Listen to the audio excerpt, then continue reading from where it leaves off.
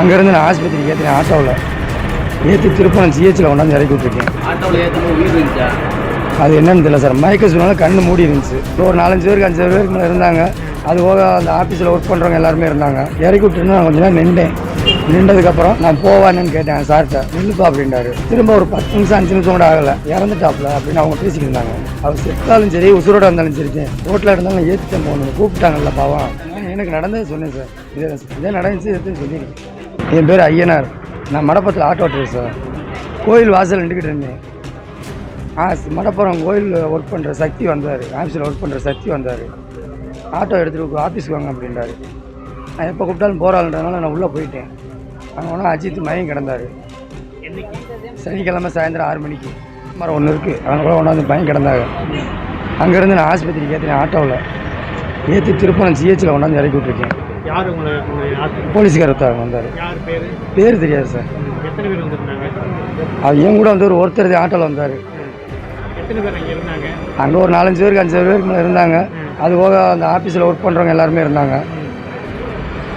நான் கூப்பிட்டேன், வாங்க ஆஸ்பத்திரிக்கு போகணும்ல, வாங்க யார் கூட வரோம் அப்படின்னு கேட்டேன்.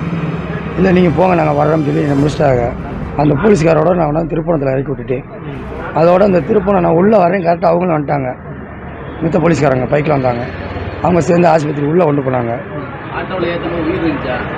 அது என்னன்னு தெரியல சார். மயக்க சொன்னாலும் கண்ணு மூடி இருந்துச்சு. எனக்கு உசுர் இருந்துச்சா என்னன்னு எனக்கு தெரியல. தூக்கித்தான் ஏற்றினாங்க.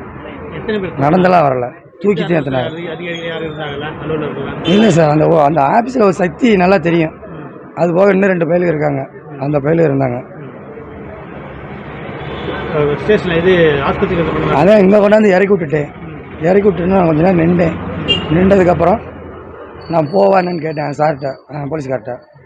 நில்லுப்பா அப்படின்றாரு.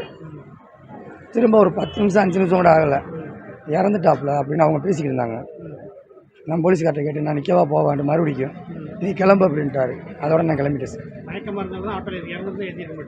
இல்லை, அது எப்படியா இருந்தாலும் ஏற்றினா உள்ளே போயிட்டோம்ல. அவருண்டில் எவராக இருந்தாலும் ஏற்றிச்சாவே. அவர் செத்தாலும் சரி உசுரோட இருந்தாலும் சரி, ரோட்டில் இருந்தாலும் ஏற்றித்தான் போகணும், கூப்பிட்டாங்கல்ல பாவம்.